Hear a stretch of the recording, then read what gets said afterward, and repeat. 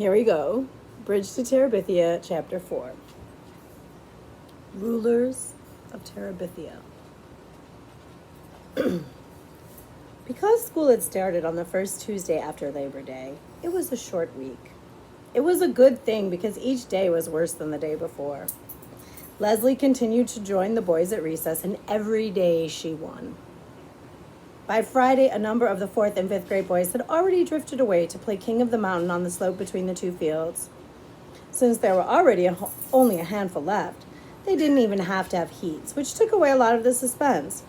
Running wasn't fun anymore, and it was all Leslie's fault. Jess knew now that he would never be the best runner of the 4th and 5th graders, and his only consolation was that neither would Gary Fulcher.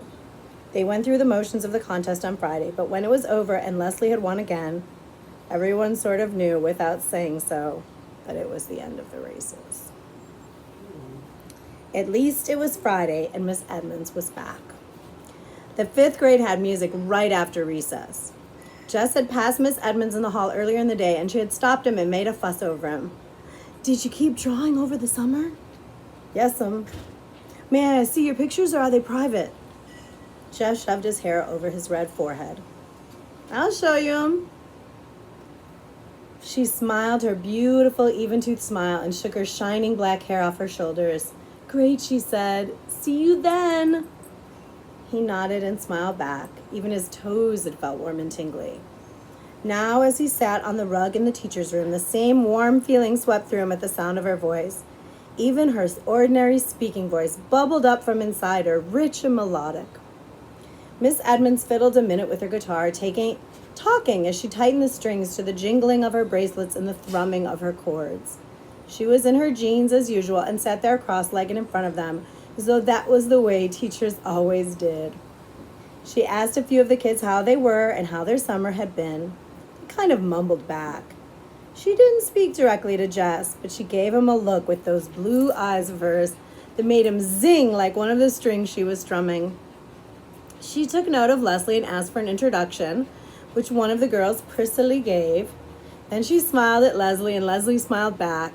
The first time Jess could remember seeing Leslie smile since she won the race on Tuesday. "What do you like to sing, Leslie?" "Oh, anything." Miss Edmond picked a few odd chords and then began to sing, more quietly than usual for that particular song.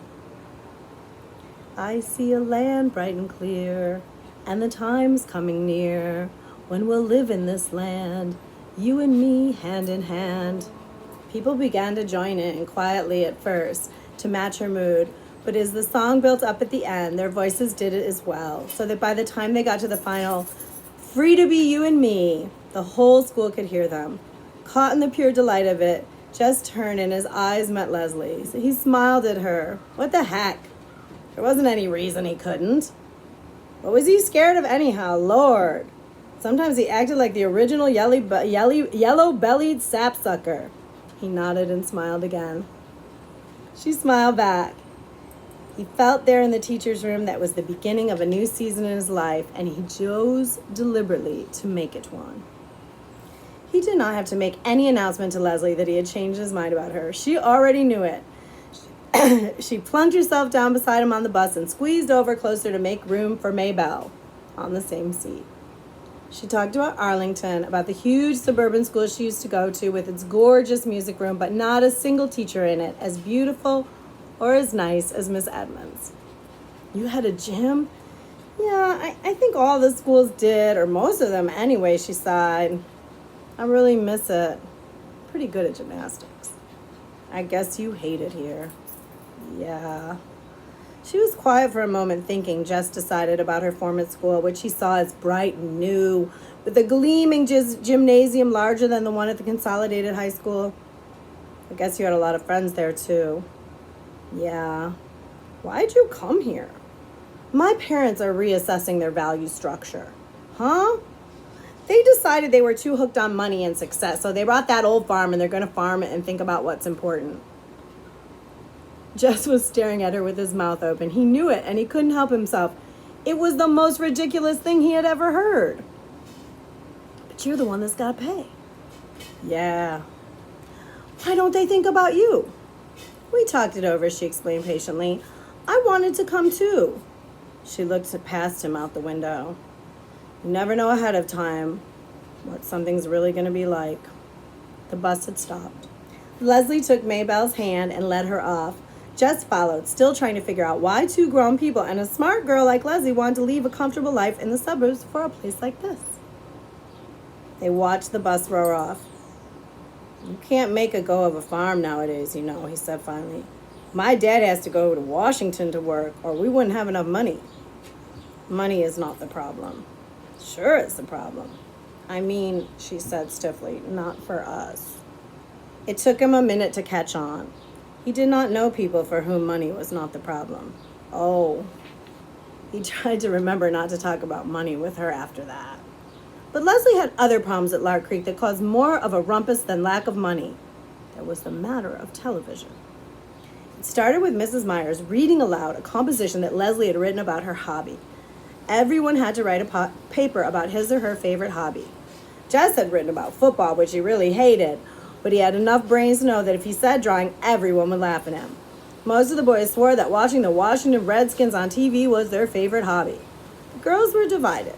Those who didn't care much about what Mrs. Moyer thought chose watching TV shows, and those like Wanda K. Moore, who were still aiming for A's, chose reading good books. But Mrs. Myers didn't read anyone's paper out loud except Leslie's. I want to read this composition aloud for two reasons. One, it is beautifully written. And two, it tells about an unusual hobby, especially for a girl. Miss Meyer beamed her first day smile at Leslie. Leslie stared at her desk. Being Miss Meyer's pet was pure poison at Lark Creek. Scuba Diving by Leslie Burke.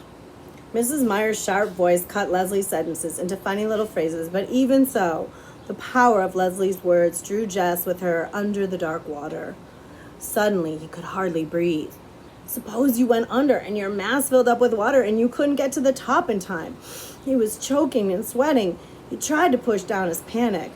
This was Leslie Burke's favorite hobby. Nobody could make up scuba diving to be their favorite hobby if it wasn't so. That meant Leslie did it a lot. That she wasn't scared of going deep, deep down in a world of no air and little light. Lord, he was such a coward. How could he be all in a tremble just listening to Mrs. Meyer read about it? He was worse a baby than Joyce Ann. His dad expected him to be a man, and here he was letting some girl who wasn't even 10 scare the liver out of him by just telling him what it was like to sightsee underwater. Dumb, dumb, dumb, dumb. I am sure, Miss Myers was saying, all of you were as impressed as I was with Leslie's exciting essay. Impressed? Lord, he nearly drowned. In the classroom, there was a shuffling feet of papers. Now, I want to give you a homework assignment, muffled groans, that I'm sure you'll enjoy, mumblings of unbelief. Tonight on Channel 7 at 8 p.m., there is to be a special about a famous underwater explorer, Jacques Cousteau. I want everyone to watch. And write one page telling what you learned. A whole page? Yes. Does spelling count? Doesn't spelling always count, Gary? Both sides of the paper. One side will be enough, Wanda K., and I will give extra credit to those who do extra work. Wanda K. smiled primly. You could already see 10 pages taking shape in her pointy head. Mrs. Myers? Yes, Leslie. Lord, Mrs. Meyer was liable to crack her face if she kept up smiling like that. What if you can't watch the program? You inform your parents that it is a homework assignment. I'm sure they will not object. What if, Leslie's voice faltered, and then she shook her head and cleared her throat so that her words came out stronger. What if you don't have a television set? Lord, Leslie, don't say that. You can always watch on mine. But it was too late to save her. The hissing sounds of disbelief were already building into a rumble of contempt. What? Miss Myers blinked her eyes. Well, she blinked some more. You could tell she was trying to figure out how to save Leslie too. Well, in that case, one could write a one-page composition on something else, couldn't one, Leslie? She tried to smile across the classroom upheaval to Leslie, but it was no use. Class! Class! Class! Her Leslie smile suddenly shifted, and an ominous scowl silenced the storm. She handed out ditto sheets of arithmetic problems. Jess stole a look at Leslie. Her face, bent low over the math sheet, was red and fierce. At recess time, when he was playing King of the Mountain, he could see that Leslie was surrounded by a group of girls led by Wanda Kay. He couldn't hear what they were saying, but he could tell by the proud way Leslie was throwing her head back that the others were making fun of her. Greg Williams grabbed him then, and while they wrestled, Leslie disappeared. It was none of his business, really. But he threw Greg down the hill as hard as he could and yelled to no one in particular, "Gotta go!" He stationed himself across from the girls' room. Leslie came out in a few minutes. He could tell she'd been crying. "Hey, Leslie," he called softly. "Go away!" She turned abruptly and headed the other way at a fast walk. With an eye on the office door, he ran after her. Nobody was supposed to be in the halls during recess. "Leslie, what's the matter?" "You know perfectly well what's the matter, Jess Aarons." "Yeah," he rubbed his head. "If you just kept your mouth shut, you can always watch it mine." She had wheeled around again and was zooming down the hall.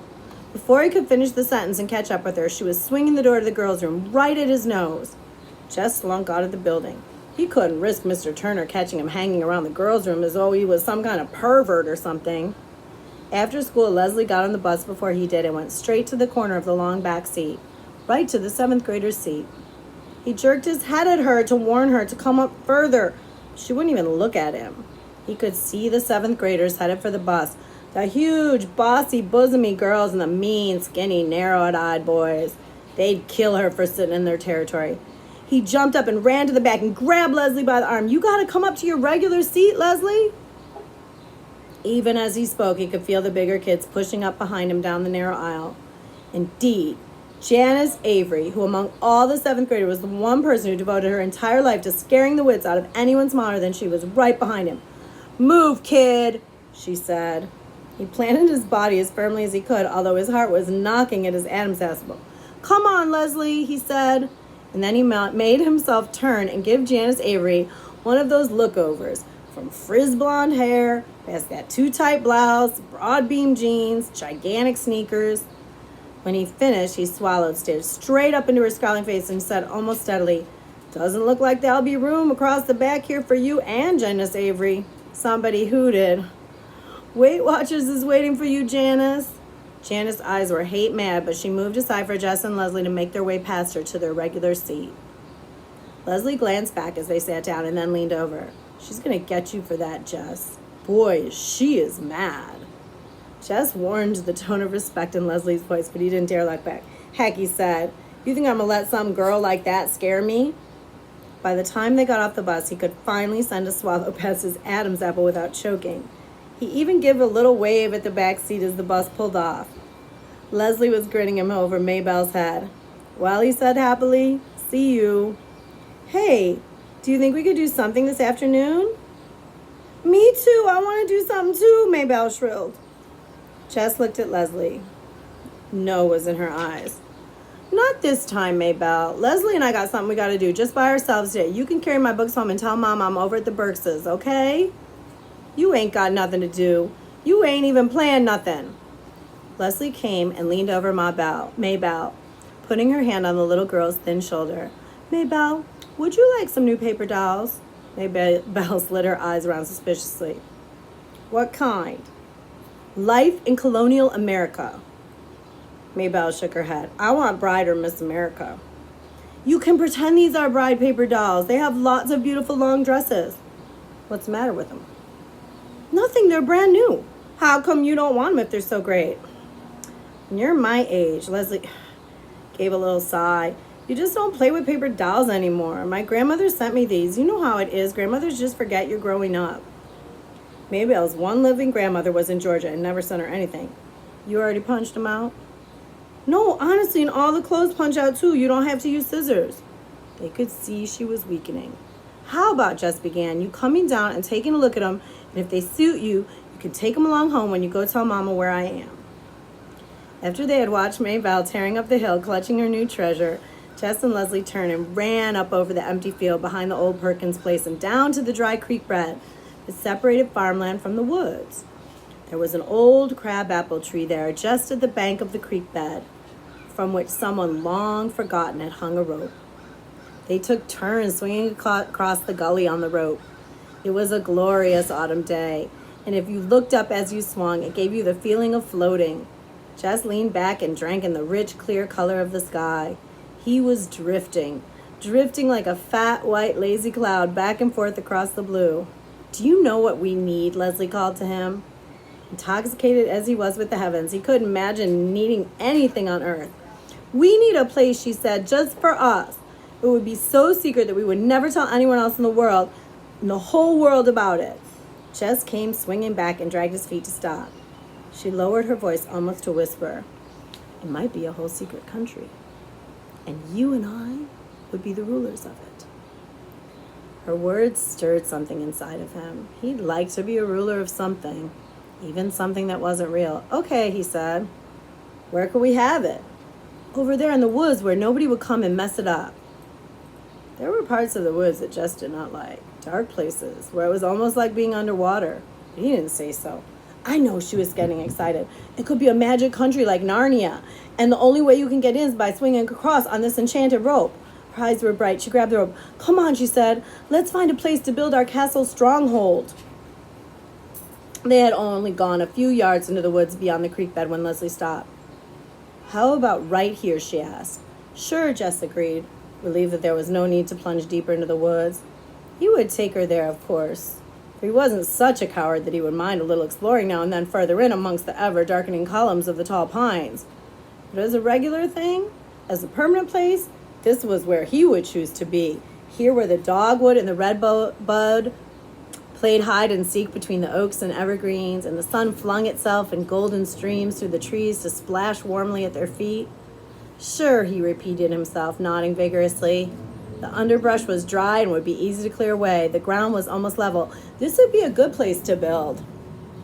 Leslie named their secret land Terabithia, and she loaned Jess all of her books about Narnia so he would know how things went in a magic kingdom, how the animals and the trees must be protected, and how a ruler must behave.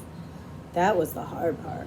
When Leslie spoke, the words rolled out so regally, you knew she was a proper queen. He could hardly manage English, much less the poetic language of a king. But he could make stuff.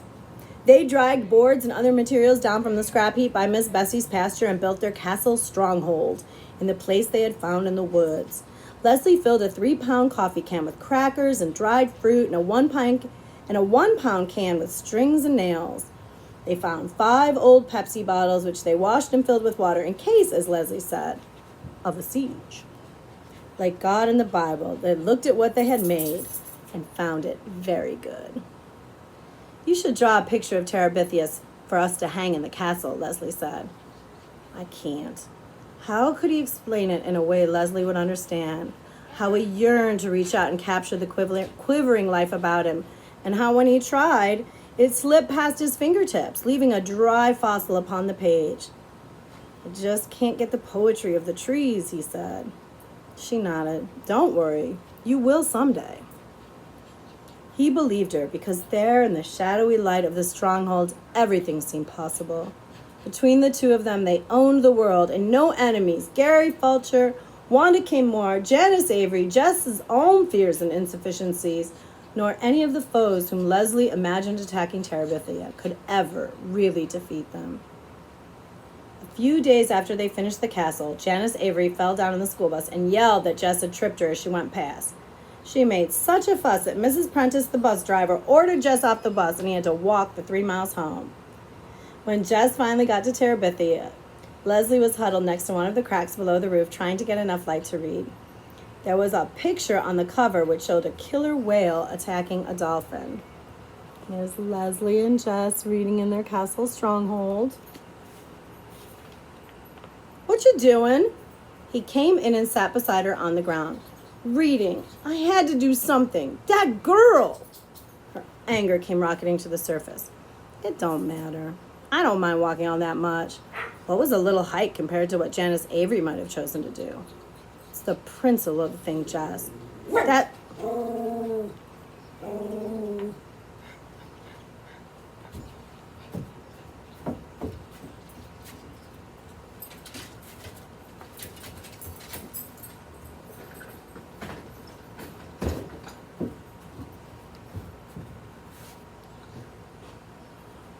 It's the principle of the thing, Jess. That's what you've got to understand. You'll have to stop people like that. Otherwise, they turn into tyrants and dictators. He reached over and took the whale book from her hands, pretending to study the bloody picture on the jacket. Getting any good ideas? What? I thought you were getting some ideas on how to stop Janice Avery. No, we're trying to save the whales. They might become extinct. He gave her back the book. You save the whales and shoot the people, huh? She grinned finally. Something like that, I guess. Say, did you ever hear the story about Moby Dick? Who's that? Well, there was once this huge white whale named Moby Dick, and Leslie began to spin out a wonderful story about a whale and a crazy sea captain who was bent on killing it. His fingers itched to try to draw it on paper. Maybe if he had some proper paints, he could do it. There ought to be a way of making the whale shimmering white against the dark water. At first, they avoided each other during school hours, but by October, they grew careless about their friendship. Gary Fulcher, like Brenda, took great pleasure in teasing Jess about his girlfriend. It hardly bothered Jess. He knew that a girlfriend was somebody who chased you on the playground and tried to grab you and kiss you. He could no more imagine Leslie chasing a boy than he could imagine Mrs. Double-Chin Myers shimmying up the flagpole. Gary Fulcher could go to you-know-where and warm his toes. There was really no free time at school except recess, and now there were no races. Jess and Leslie usually looked for a quiet place on the field and sat and talked. Except for the magic half hour on Fridays, recess was all that Jess looked forward to at school. Leslie could always come up with something funny that made the long days bearable. Often the joke was on Mrs. Myers. Leslie was one of those people who sat quietly at her desk, never whispering or daydream or chewing gum, doing beautiful schoolwork, and yet her brain was so full of mischief that if the teacher could have once seen through that mask of profession, she would have thrown her out of the classroom in horror. Jess could hardly keep a straight face in class, just trying to imagine what must be going on behind that angelic look of Leslie's. One whole morning, as Leslie had related it at recess, he had spent imagining Mrs. Myers on one of those fat farms down in Arizona. In her fantasy, Mrs. Myers was one of the foodaholics who would hide bits of candy bars in odd places, up the hot water faucet, only to be found out and publicly humiliated before all the other ladies. That afternoon, Jess kept having visions of Mrs. Myers dressed only in a pink corset being weighed in. "You've been cheating again, Gussie," the tall, skinny directress was saying. Miss Myers was on the verge of tears. "Jess Aarons!" The teacher's sharp voice punctuated his daydream. He couldn't look Mrs. Myers straight in her face. He'd crack up. He set his sights on her uneven hemline. Yes'm. He was going to have to get some coaching from Leslie. Mrs. Myers always caught him when his mind was on vacation, but she never seemed to suspect Leslie of not paying attention. He'd sneak a glance up that way. Leslie was totally absorbed in her geography book, or so it would appear to anyone who didn't really know her. Terabithia was cold in November. They didn't dare build a fire in the castle, so sometimes they would build one outside and huddle around it. For a while, Leslie had been able to keep 2 sleeping bags in the stronghold, but around the 1st of December, her father noticed their absence, and she had to take them back. Actually, Jess made her take them back. It was not that he was afraid of the Burkes exactly. Leslie's parents were young, with straight white teeth and lots of hair, both of them. Leslie called them Judy and Bill, which bothered Jess more than he wanted it to. It was none of his business what Leslie called her parents, but he just couldn't get used to it. Both of the Burkes were writers. Mrs. Burke wrote novels, and according to Leslie, was more famous than Mr. Burke, who wrote about politics. It was really something to see the shelf that had their books on it. Mrs. Burke's was Judith Hancock on the cover, which threw you at first. But then if you looked on the back, there was her picture, looking very young and serious. Mr. Burke was going back and forth to Washington to finish a book he was working on with someone else. But he had promised Leslie that after Christmas he would stay home and fix up the house and plant his garden and listen to music and read books out loud and write only in his spare time. They didn't like the look of Jess. They didn't look like Jess's idea of rich, but even he could tell that the jeans they wore had not come off the counter at Newberry's. There was no TV at the Burkes, but there were mountains of records and a stereo set that looked like something off Star Trek. And although their car was small and dusty, it was made in Italy and looked expensive too. They were always nice to Jess when he went over. But then they would suddenly begin talking about French politics or string quartets, which at first he thought was a square box made out of string. or how to save the timber wolves or red wolves or singing whales, and he was scared to open his mouth and show once and for all how dumb he was. He wasn't comfortable having Leslie at his house either. Joyce Ann would stare, her index finger pulling down her mouth and making her drool. Brenda and Ellie always managed some remark about his girlfriend. His mother acted stiff and funny just the way she did when she had to go to school about something. Later, she would refer to Leslie's tacky clothes. Leslie always wore pants, even to school. Her hair was shorter than a boy's. Her parents were hardly more than hippies. May Bell either tried to push in with him and Leslie or sulked at being left out. His father had seen Leslie only a few times and had nodded to show that he noticed her, but his mother said that she was sure he was fretting that his only son did nothing but play with girls.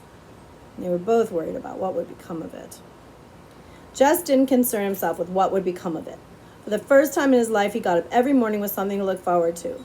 Leslie was more than his friend. She was his other self, more exciting, his way to Terabithia and all the worlds beyond. Terabithia was their secret, which was a good thing, for how could Jess have ever explained it to an outsider? Just walking down the hill toward the woods made something warm and liquid steal through his body. The closer he came to the dry creek bed and the crabapple tree rope, the more he could feel the beating of his heart.